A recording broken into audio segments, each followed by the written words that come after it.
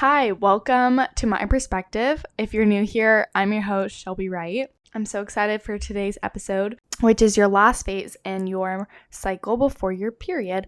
And the reason why we're talking about the luteal phase is because I'm currently in it and I already have so I thought it would be best to slowly go through all the phases as I'm in them so I know exactly what I'm feeling, what I do for my phases. And so basically we're going to talk about what the luteal phase is, why do we have it, what are some foods I eat, exercises I do, and pretty much the whole rundown about the luteal phase. Let's get into the updates of this week. Not only am I in my luteal phase, but today I swear I'm a bottomless pit. I am just consuming so much food. I'm so hungry, and that is a symptom, I would say, of the luteal and menstrual phase is I just am non-stop eating. I am not getting hungry, so I'm eating so much food, and it's kind of freaking me out, but I just have to know my body's doing its thing, and you actually need more calories on your menstrual phase / getting ready for your period because your body's burning more than usual. However, before we get into all of that, this weekend I babysat my little brother and it was so much fun. What did we do? On Saturday night, we went to go watch the Haunted Mansion at the movie theaters. On Saturday, we also went to the park, and then on Sunday, we went to the park, and we also went to the beach. So I think he had a very fun weekend. Next time, I'm definitely down to keep watching him. I mean, I'm not in college anymore, so now I'm closer to my family. Maybe not an overnight. That's kind of hard, just because I have a very strict bedtime routine, and he's a little kid who doesn't want to go to bed. Maybe just take him out on a full day date, not an overnight date. And then secondly is I'm going to Canada next Wednesday, which I'm stoked for. I haven't been to Canada since pre-COVID, and I absolutely miss my grandpa. I miss Canada. It's probably one of my favorite places in the whole world. I grew up going to Canada twice a year since I was a baby. It just is a reminder of home for me. Okay, I kind of have two obsessions of this week. One is Sidecar. I have been getting Sidecar donuts so much this past couple weeks. I live probably 5 minutes from Sidecar, and it's actually the best because they have gluten-free donuts and then they also have vegan donuts that are sometimes gluten-free too. So I usually get one or both of them depending on the flavor. They switch seasonally and weekly. They're just so yummy, and I have the biggest sweet tooth. I love to end the night with a sweet treat and watching some TV. I just can't resist. Sidecar's right there, and it's always so good. And then my second obsession of this week has been podcasting. Obviously, I have a podcast, but I've just been very into it. I've been extremely consistent, actually. I switched up when I post, if you haven't noticed. Instead of having a specific day I post on, now I just post weekly. And I've just been extremely creative, trying to really promote and market the podcast on different platforms like Pinterest. I haven't done Facebook, but Pinterest, Instagram Threads, TikTok. I'm thinking about doing LinkedIn, but I don't know how to make it professional because obviously on TikTok I'm just posting me working out with my voice in the background, but that's inappropriate for LinkedIn, I'm pretty sure. So we'll figure out how to market the podcast better, share it with your friends, post it on your stories, and I'll repost you because I'm trying to get it out there. Something I want to do or just incorporate more in this next week is to go on more walks. I feel like my body has been extremely tired this week because I'm in my luteal phase, but I've been extremely tired and not really wanting to work out, just kind of move my body and walk. And it's really great to just go outside, get natural sunlight, balance my circadian rhythm. I also want to focus more on blood sugar balancing. I'm currently reading the book Woman Code. I already read In the Flow book, and so far she's talked a lot about blood sugar balancing, and also she talked a lot about the luteal phase, and so that's what also sparked this episode. And I don't think I'm reading anything else that's new. I joined a book club. It's also an update. I haven't started the book and I haven't met them yet, but I have been added to the group chat for a book club, and I am so excited because one of my things I said I was going to do moving to Orange County was to join a book club, and I've done it, guys. Let's get into today's episode. Enough chitter chatter. Let's start off with basically like what is the luteal phase. One of those phases is the luteal phase. So think of this as the second half of your cycle. It's kicking in right after you've ovulated. After you ovulate to when you bleed on your period, that is your luteal phase. And don't worry, I'm not going to throw a bunch of medical terms at you. I'm obviously not a med student by any means, but basically the menstrual cycle has two big phases, the follicular phase and the luteal phase. The reason why those are your biggest phases is because they're the longest. The luteal phase is what we're going to be talking about today, and it has actually a few parts within itself. Let's just break down the whole cycle really quick.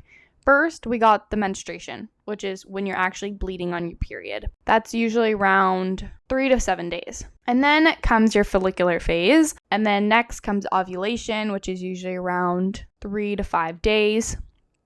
And that's when your body actually releases an egg. You're getting ready for your body is preparing for you to have a child. And that's when you get into your luteal phase. This is your luteal phase.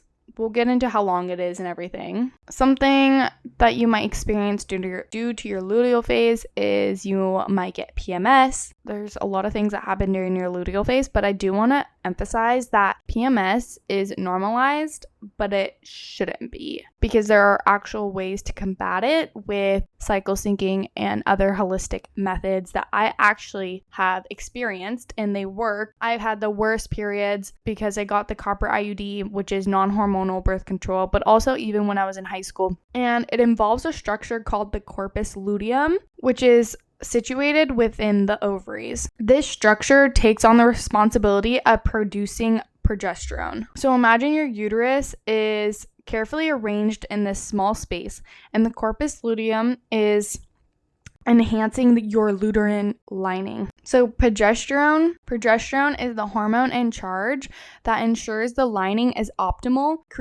however, fertilization doesn't always occur. Obviously, we're not all pregnant every month. So the corpus luteum exit and progesterone production increases. And this will trigger the onset of your period, making a fresh start for the cycle. And this whole process will span around 10 to 16 days. During the luteal phase, your body prepares itself for a potential pregnancy.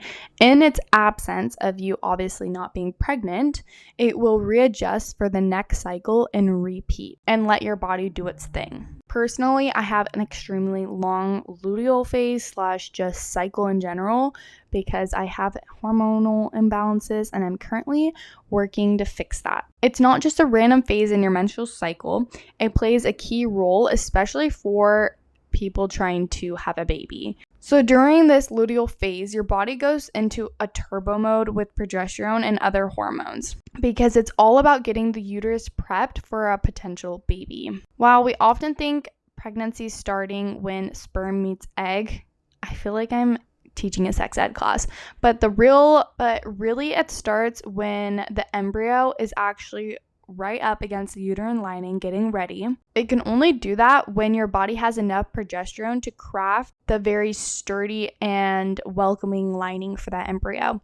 So personally, I have no progesterone in my body. I mean, I do, but very, very low. Honestly, yes, I'm having my period. So if your body's a bit low on progesterone, like myself, your luteal phase may be pretty hard, so it could be maybe too short. And what I mean by too short is anything that's less than 10 days, and the pregnancy odds can be a lot less likely if your luteal phase is short. And this is called the luteal phase defect. It's basically just makes it a little bit harder to have a kid. Even if you're not trying to have a kid, the luteal phase is very, very important still. It's basically making sure that everything runs smoothly within your body. It plays a pivotal role in various aspects. So this hormone contributes to bone health, regulates your metabolism, supports long-term health well-being, and even promotes restorative sleep. So whether or not you are trying to have a kid, the luteal phase remains a very significant play into your overall health. Okay, so now let's determine, how do you know if you're in your luteal phase? So your body can actually give you very specific clues as to whether or not you're in your luteal phase. As progesterone takes the stage, your basal body temperature will slightly climb around 0.3 to 0.6 degrees Celsius. I have a Oura ring, and it actually takes my temperature every single morning and tells me if my temperature is rising or decreasing. So that's how I know if I'm in my luteal phase. But you can also just take your own temperature. Your temperature will actually gracefully return to its baseline when your current period concludes. Some women also experience slight sensations. Think ovulation pain. It's almost as your body is slowly telling you that something is changing within you. So it can resemble a mild period, cramps, or you can have some physical symptoms of being like tired or bloated. There's a few ways to calculate whether or not you're in your luteal phase, and I've accumulated, I think, 4 ways you can. First, ovulation tests. I tell everyone to do this if they got off birth control and don't want to get pregnant. Maybe if you do and you want to know when to have a kid. But basically, ovulation tests will let you know when your LH surge and you're on the track to ovulate within the next 24 to 36 hours. That's your cue that the luteal phase is going to come around right after that ovulation period. Second is tracking your basal body temperature. You monitor yourself throughout your cycle, and you'll uncover whether or not you have ovulated after your ovulation is your luteal phase. So everything kind of goes around the ovulation period. Next is period tracking apps. I know some people don't like it because of your personal information being out there, but honestly, I live in California. I got all my rights, and what are they going to do with when I get my period? I just use it anyways because I like having the history of when my periods are. It's good to send to my doctor if something's going on. And also, basically, you plug in when you have your period, and then it will calculate based off your past periods and tell you exactly when you're ovulating. If you use the app 28, it tells you exactly what phase in your cycle you are. If you use the app Flow, it tells you the number. So like today I'm on day 30 and I'm in my luteal phase. Use the app if you want. And then the next is called cycle splitting, which this is if you have a very consistent cycle. You basically divide your cycle in half. For instance, if you have a 28-day cycle, your ovulation will likely happen around day 14, and that means your luteal phase will be on day 15. Considering if you have a very regulated schedule, your luteal phase will be around 12 to 17 days, but in most scenarios, it will typically extend between 12 to 14 days. After you have your cycle pretty consistently every single month, you'll start to notice how long your phases are, and it'll be a lot easier to track. In the beginning, it's questionable, but you'll get the hang of it. If your luteal phase is kind of short, perhaps around 11 days or less, what that means is it will take 11 days after you ovulate for your period to show up. The main issue with a shorter luteal phase is that your uterine lining might not have enough time to get thick and really welcome that fertilized egg to settle in properly, which can be an issue if you're trying to have a kid. And I've researched some reasons why, and it could be because your body's not making enough progesterone, and there's a bunch of possibilities and reasons for this. Some of them that I've read about is PCOS, which is polycystic ovarian syndrome. Actually, a lot of women have this. Next is being medically under or overweight, getting older, being extremely stressed out, going too hard on working out, or maybe even having a thyroid issue. I'm not going to fully break down nutrition because if you go on Pinterest, you can look up cycle syncing food and it will give you a PDF of everything it recommends during that phase. And like I've said before in other episodes, I'm not saying to just eat those foods every single day of your cycle. I'm saying bring a list. I've posted this list in many places. Bring your list to the grocery store with you and just add an extra veggie, an extra fruit, meat that you normally wouldn't buy, but you know it has that nutrients within it that's going to support your hormones. Another thing that I do during my luteal phase is I take magnesium. Supplementing with magnesium has been highly recommended by my naturopath, functional doctors, anywhere you read online. There's different actually strains of magnesium, which I didn't really know. Magnesium glycinate, I'm pretty sure that's how you say it, is really good for your sleep and also reduces bloating. I think it also helps with your cognition because I have really bad brain fog at the moment. So I just ordered some from Thorne, or it was from Pure. Either way, it's on Amazon. Another thing I do on my luteal phase is I try to reduce my caffeine intake. I honestly I drink matcha, which is caffeine, but that caffeine is a lot easier on me than I would say coffee. It's really easy to increase your intake of caffeine when you're feeling extremely tired. However, it'll only perpetuate the problem of being tired from your cycle. It's not because you didn't sleep enough. It's honestly just your hormones. So ideally eliminating your caffeine. That's only a thing I'm going to say to completely eliminate, especially past 12 p.m. because your caffeine, all the milligrams of caffeine just will combine throughout the day. Even if you had that caffeine at 8 a.m., but you keep having more throughout the day, it's just going to combine with each other and then not be able to make you fall asleep at night. Okay, so you love caffeine. I would say do like half calf, so do half caffeine, half decaf, or if you like matcha, just do one in the morning. Really try to ease off of it. I have a few questions that I get asked by like friends and family or just on social media about the luteal phase, so we're going to go through some of them. First one is, can you get pregnant in your luteal phase? Definitely. However, it's important to note that after ovulation, the egg's viability is limited to just 12 to 24 hours. So that means that conception is most likely to occur on the first day of the luteal phase. I recommend keeping track of your basal body temperature on a daily basis, and it can really improve your insights into when you're entering your luteal phase. And that offers valuable information about your fertility window if you are or aren't trying to get pregnant. And understanding that could be a very useful tool for, like I said, if you're trying to have a baby or you're not. But I'd definitely talk to like an OBGYN or someone who specializes in pregnancy to just get a better understanding. Next question is, are you weaker during the luteal phase? Some studies propose that women might experience greater strength and muscle building abilities during the follicular phase compared to the luteal phase. Also, like weight training, the first half of my cycle, I do more cardio, HIIT class based, and I always do Pilates and yoga, but I'll incorporate some of those workouts.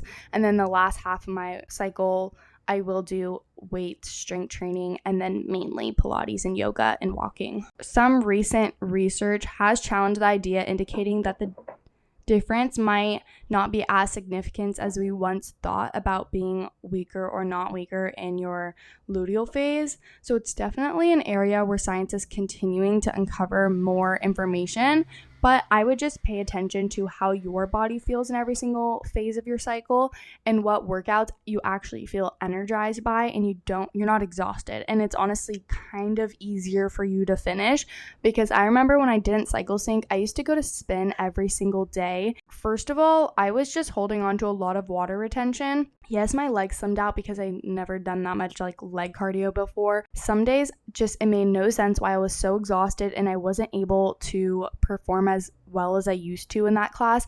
And honestly, I think it had all to do with my hormones, because my body physically wasn't able to take that intense of a class.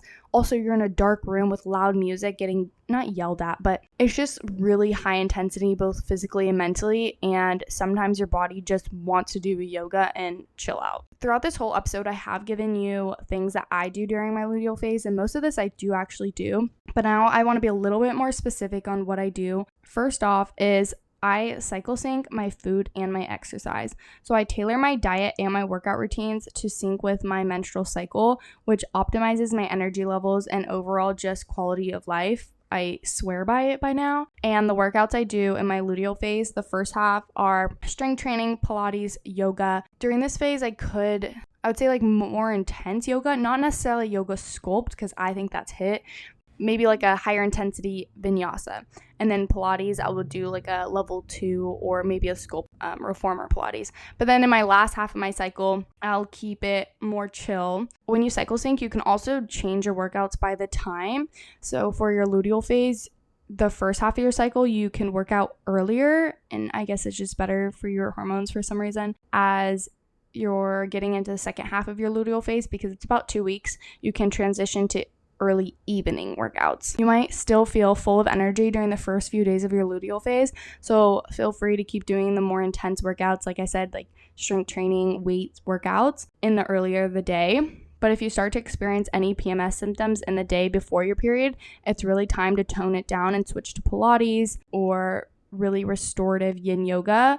And that can honestly be hugely impactful to combating issues like moodiness or bloat. So I cycle sync my tea, which I know is kind of crazy. I just cycle sync everything at this point. Maybe I'm a tad obsessed, but one of my favorite things to cycle sync is actually my tea. I've talked about this before, but during your luteal phase, I sip on burdock, which is great for obviously hormones, but it's really great for your skin. Dandelion, red raspberry, ginger, and peppermint. These all have very soothing benefits during this phase. I personally stick more with burdock and peppermint, because my other phases I do drink red raspberry during my period. I drink ginger whenever I'm having, I don't know if I actually have ginger tea, but dandelion I also drink, I think, during my follicular phase. So all of these teas kind of go with all your cycles. But another thing I do for my luteal phase is I wear more comfy attire. I opt for loose fitting clothes because it makes me feel a little bit more at ease. I feel like as the sooner I get to the closer I get to my menstrual phase, I'm starting to be more bloated. I'm less confident. I just kind of want to cover up a little bit to not kind of pick at myself or pick at my skin or look at myself in the mirror, when really in like a week, I'm going to feel so confident, best I feel all month. So I know it's just a momentarily kind of dissatisfaction what I look like, but I know I just have to push past this hormonal mindset and get through to my follicular phase. So instead of tearing myself down for what I look like, I just have to remember, just wait a week and you're gonna feel great. I definitely prioritize my self-care activities that promote relaxation. As I said, I get really tired during this phase, so I will honestly opt to not hanging out with too many people during these next few weeks, and I'll try to always get into bed by 8 p.m., wind down an hour before I go to bed, read, I'll do my skincare, I'll watch TV, have a lot of dessert, and letting Miso run around, or even going in the ocean. That is probably one of my happiest places ever. And then obviously rest, which I've already talked about, sleeping more than usual. My Oura Ring gives me stats of how well I sleep. So not only am I trying to sleep for a long period of time, if I drink or I eat a heavy meal before I go to bed, or I did a workout right before bed, I know that I'm not going to be able to fall asleep as quickly, and my heart rate will take longer to stabilize throughout the night. So my Oura Ring has been really cool to see just how my body reacts during the night. A little bit about nutrition is not only like cycle sync, but those foods are normally that are recommended during that phase are normally rich in vitamin B, calcium, and fiber, because they have the benefits that you need during that phase. I'm pretty sure to get rid of excess estrogen is what it's for. But if you're not, maybe you just want to supplement with B vitamins, calcium, and eat more fiber-rich foods. So that's a little bit up to you. And then also managing your sugar cravings by boosting your vitamin B intake as well can really impact positively with your rising testosterone levels. I've also learned if you're craving sugar for like no reason, 1, make sure you're eating enough, and then 2, maybe you're lacking some B vitamins, so take that. Or another supplement that is recommended during your luteal phase and that I take is magnesium, because it really helps with fluid retention, which is me not feeling confident in my body because I'm just absorbing everything. And fluid retention is pretty common for most people during their luteal phase, so magnesium is highly recommended, which I do. The reason why fiber-rich foods are incorporated during this phase is because it supports your liver and large intestines in eliminating excess estrogen. Thing is, if you're extremely moody, which I usually am, I'm way more emotional during this phase, is to make sure I'm consuming enough sufficient complex carbs to maintain optimal levels of serotonin and dopamine in my brain, which helps prevent mood swings. So maybe that's eating sweet potatoes more often. I know I have sweet potatoes in the fridge right now. But overall, just remember that progesterone levels rise during this time, leading to symptoms like bloating, breast tenderness, mood swings, and it's a really crucial time in your period to just take care of yourself, be mindful. If you pay attention to your luteal phase, your period will be better because you're prepping your body for your period. For me, if I just don't do anything I do for my luteal phase and it gets to my period,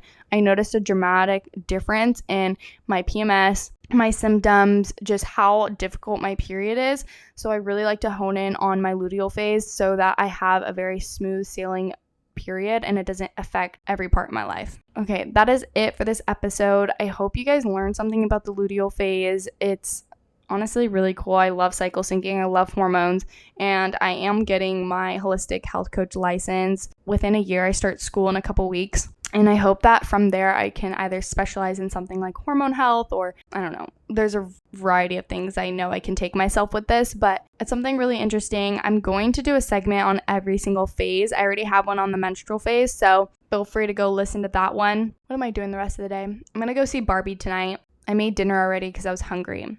Dude, on the luteal phase, I'm so hungry. But I was cooking and then realized I wasn't actually hungry, so I just put it aside, finished recording, and I have to go walk Miso. So hope you have a great rest of your day. Follow the Instagram, which is My Perspective Pod, and then TikTok is Shell Bright. Let me know if you guys have any recommendations for future episodes.